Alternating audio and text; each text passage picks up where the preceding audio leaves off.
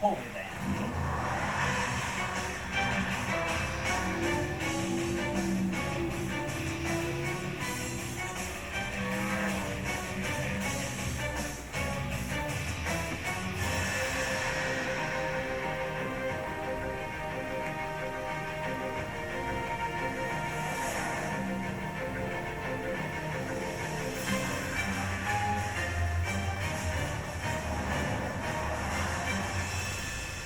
In the previous episode of Drive Through History Holy Land, we learned how God's people, the Israelites, entered the Promised Land in order to claim their geographical inheritance promised to Father Abraham.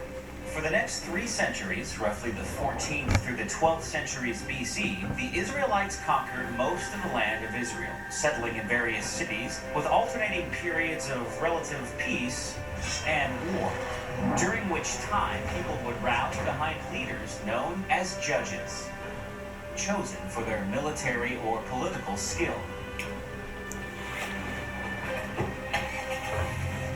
Now, anyone familiar with the book of Judges knows this period in Israel's history is truly a mixed bag. The book of Judges, believed to have been written by the prophet Samuel around 1050 to 1000 BC, paints a rather unflattering picture of the Israelites, who, despite being delivered by the strong hand of God, were frequently enticed to offer worship to the gods of the Canaanites. The cycle goes something like this. First, they were devoted to the Lord. Then they fell into idolatry. Then they were given over by God to enslavement by an enemy. They would then cry out to the Lord. God would raise up a judge. Israel would be delivered. Then finally they would once again be devoted only to the Lord. The cycle repeats. In fact, no less than 7 segments of Judges begin with this phrase, "Then the sons of Israel again did evil in the sight of the Lord." You gotta wonder, did the people of Israel ever think, hey, this is the land God promised us, the land we were told to take possession of? Why are we having such a dickens of a time defeating the Canaanites and successfully claiming our inheritance? You think maybe this vicious idolatry cycle might have something to do with that?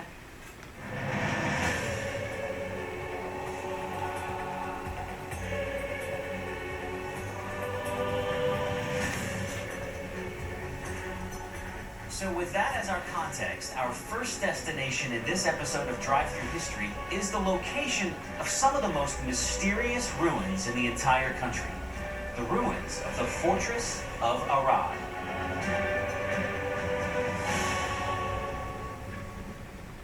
Arad is located slightly east of Beersheba. Stone Age, followed by early Canaanite settlements, were discovered there dating back to 2650 BC, after which time it was apparently abandoned until the 11th century BC.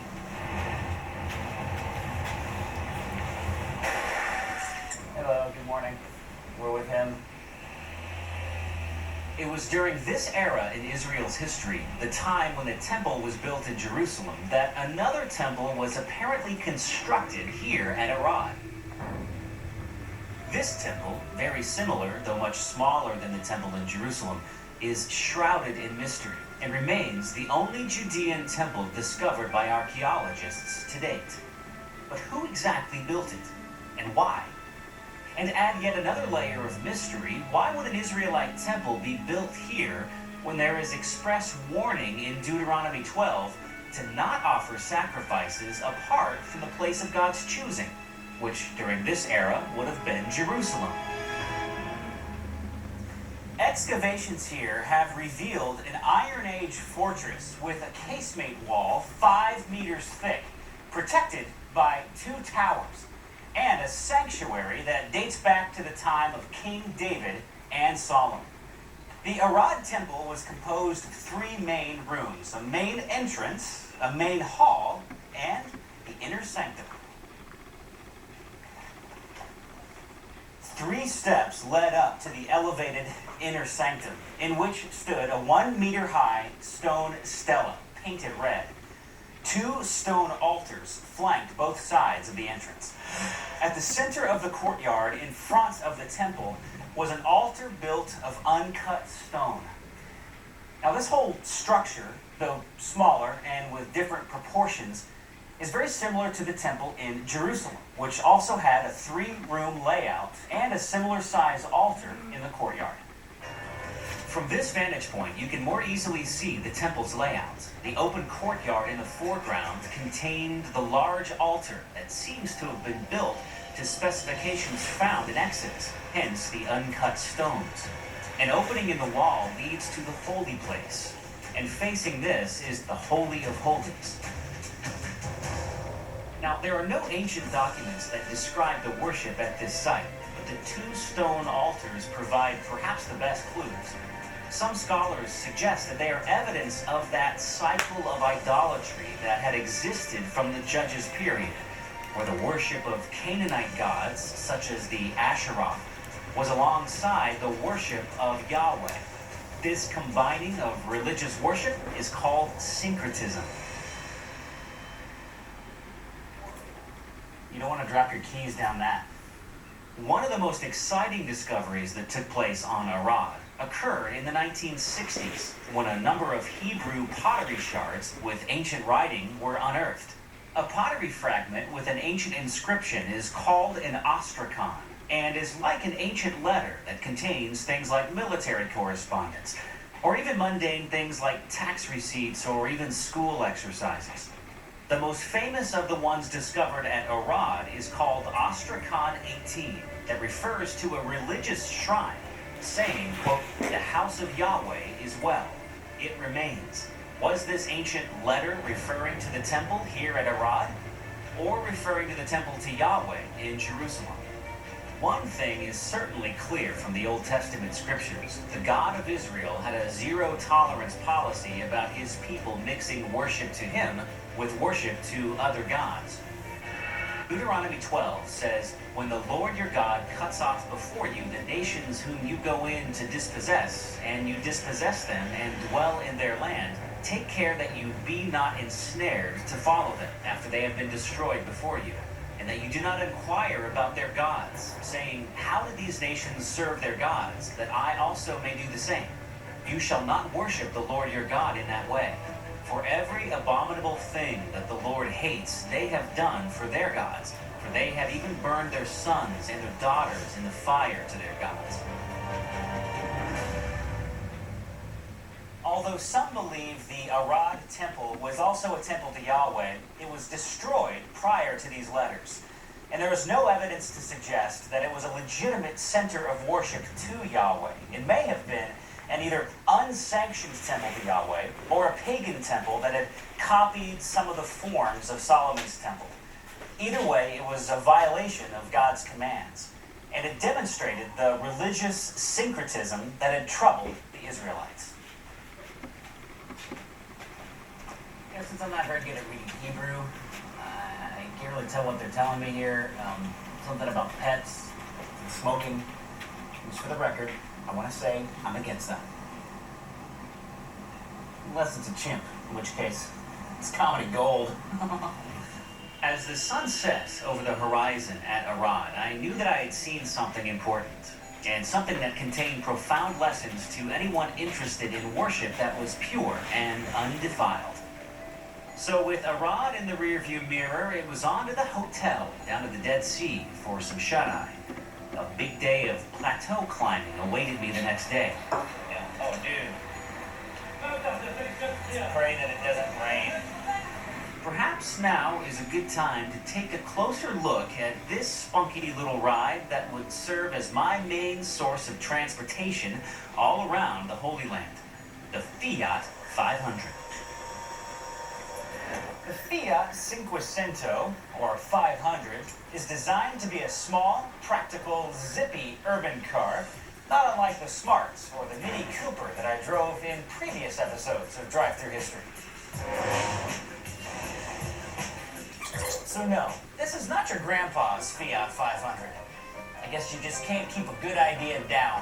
Hey, now the Fiat 500 goes by several nicknames. The Topolino, which of course means little mouse, and Bambino, or baby. Aww. Now, if you've seen the Pixar movie Cars, remember Luigi? He was a Fiat 500 too. Now this car is excessively cute, isn't it? I want to go out on a limb here and say that if you're at all attracted to owning a Fiat 500, then you are probably a gregarious extrovert. This car will attract attention. But if you're an introvert and you still want to drive a Fiat 500, well then you better learn to at least be able to fake like you're a people person. So let me help you learn to be a hugger. Come on. It's all right. Come on. Just get in here. Coming in for a landing. Okay. Now, believe it or not, this car is a four-seater, and it's got a surprisingly roomy interior given its diminutive length. Now, the old car was cheap, basic transportation, but the new Fiat 500 sports airbags, Bluetooth and iPod connections, and an available navigation system. And how's this for customization? You can even add your own perfume dispenser with your choice of fragrances. My personal favorite, Essence of Night. Morning at the Dead Sea. You know, it might seem odd that a place called the Dead Sea is known for being one of the world's oldest health resorts. Even King David used it as a place of refuge, as did Herod the Great. The southern part of the Israeli side of the Dead Sea is lined with a seemingly endless row of huge resort hotels, restaurants, and clubs. This area attracts over 1 million foreign tourists every year. Another feature that is impossible to miss is the salt. It's everywhere. Salt deposits are not only found in the water and along the beaches, but even covering nearby cliffs. This southeastern end of the Dead Sea is also the location of several proposed sites of the cities of Sodom and Gomorrah from the book of Genesis that were destroyed because of unrepentant wickedness and perversion. In Genesis 19, we read how burning sulfur rained down on the sinful cities and how God spared Lot and his family. We also read how they were supposed to run and not look back. But Lot's wife did look back, and because of that, she was turned into a pillar of salt. It's not possible at this time to know for sure if these sites are Sodom and Gomorrah, but there are several possibilities. The most interesting candidates were discovered or visited by archaeologists Walter Rast and R. Thomas Shaw in 1973. All of their sites were located near the shores of the Dead Sea. The two that were excavated, interestingly, showed layers of ash, evidence of burning, and traces of sulfur.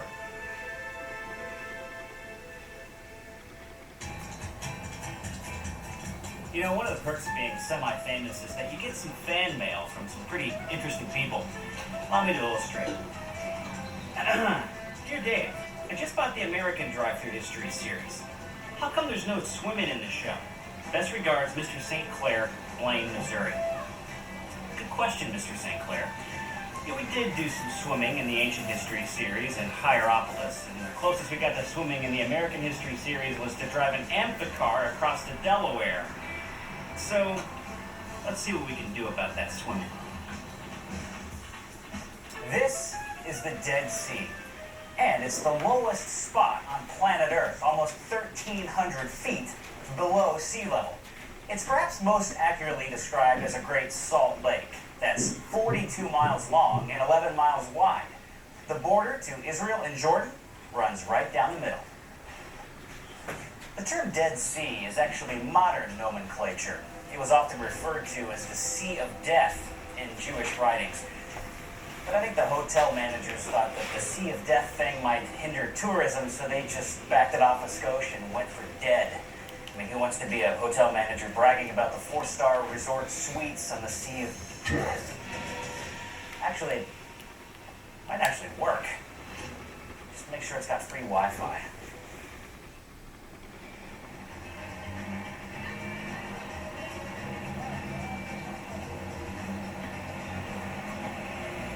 In the Bible, the Dead Sea is called the Sea of Arabah, the Eastern Sea, or the Salt Sea.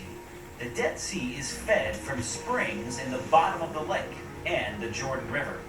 Now, the lake has no outlet, so the water stagnates here and evaporates, thus contributing to both its salinity and general deadness. Now, to give you some perspective about where we are, Sodom and Gomorrah were right over there. Jericho, up there. Masada, back behind me. And Sheboygan, way over there. The Dead Sea is also one of the saltiest bodies of water on planet Earth, with nearly 34% salinity. That's 8.5 times your standard ocean water, and 40 times the amount of salt in human tears. That's why the lake is known as the Sea of Salt in Hebrew. You know, they say that nothing can live in this water, not even a brine shrimp. And they also say that you might feel a slight stinging sensation if you get a little bit of this water in your eyes.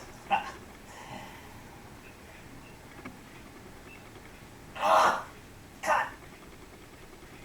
The Dead Sea has attracted visitors from around the Mediterranean region for thousands of years. Yeah, it's pretty much where all the cool people go. In the Bible, the Dead Sea was a place of refuge for King David. In the time of Herod the Great, it became one of the world's first health resorts. The salts and minerals here have been used for everything from Egyptian mummification to Assyrian cosmetics to designer fertilizers for royal gardens in Europe. Because of the salt, the water in the Dead Sea is very dense. Actually, it's impossible to sink, and pretty hard to get in some laps. 967, 968, 969. This is how dense the water is here. You can actually do sit-ups on the surface. Man, if I lived here, I'd have a six-pack. I actually do have a six-pack. I just don't have that little plastic thingy to hold them all together. Although this body of water is without life, there are two prophecies that speak of the Lord coming to earth and changing all that. According to Zechariah, on that day, living water will flow out of Jerusalem, half to the eastern sea and half to the western sea in summer and in winter. The Lord will be king over the whole earth. On that day, there will be one Lord, and his name the only name. Ezekiel 47, 8 and 9 says, "He said to me, the water flows toward the eastern region and goes down into Arabah, where it enters the sea. The water there becomes fresh. Swarms of living creatures will live wherever the river flows."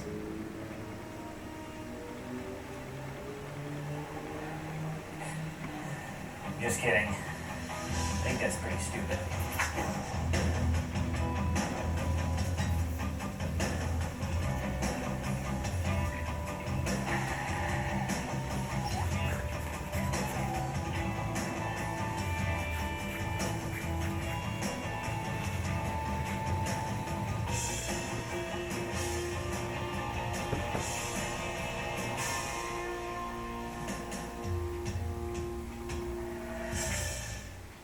We take it for granted today that if something important happens, it will get recorded in some way. But in ancient times, historians were few and far between.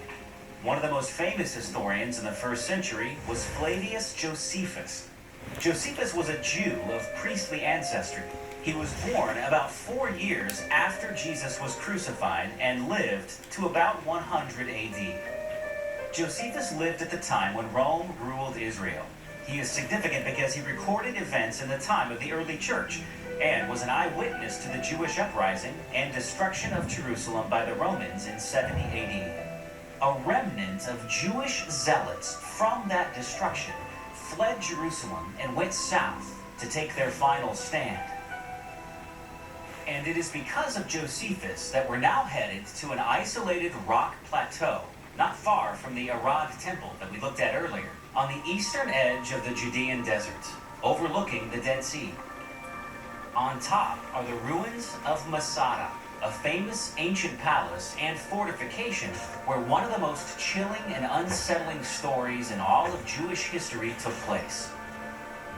Herod I was sometimes called Herod the Great, probably because the man liked to build. Whether it was his colossal building projects all over Israel, the mind-blowing expansion of the Second Temple in Jerusalem, sometimes called Herod's Temple, or the sprawling port city named Caesarea Maritima that we'll explore later in Drive-Thru History, Herod's appetite for architecture and construction was nothing short of stunning. This must be what Granddad always used to say. Never build a siege ramp in the middle of the day. Now, the plateau of Masada is rhomboid-shaped, with cliffs on the east and the west. The cliffs on the east are about 1,300 feet high, with a narrow snake path the only way up. The cliffs here on the west side are about 300 feet. After quickly doing the math, I decided to shave off 1,000 feet and go up the west side. Even then, I knew I would be hot, exhausted, and dripping with sweat by the time I reached the top. While making the hike, I couldn't help thinking of how genius King Herod was, Masada's designer and builder. As we all know, in any military encounter, every army wants the height advantage. Herod had designed the fortress at Masada to be like an ancient geographical panic room, where he could retreat and stay safe. However, any seemingly impregnable fortress always has a weakness. The weakness of Masada would become known long after Herod had died. Above the western shore of the Dead Sea is the famous mountain fortress Masada. Masada was built by Herod the Great between 37 and 31 BC. He built it as a palace of refuge in case of a Jewish revolt against the Romans. According to the historian Josephus, King Herod was an Edomite, appointed by the Roman Empire as a client king over Judea. Because he was not a Judean, he was loyal to the Romans and cruel to his subjects. Herod was a despised leader. Some psychologists have even classified Herod as bipolar, suffering from extreme paranoia. Whether it was his extensive building projects or his numerous political assassinations, Herod's paranoia about losing power was evident to everyone, especially when he started murdering his own sons. Herod's paranoia hit its zenith when certain magi from the east tipped him off about a prophesied new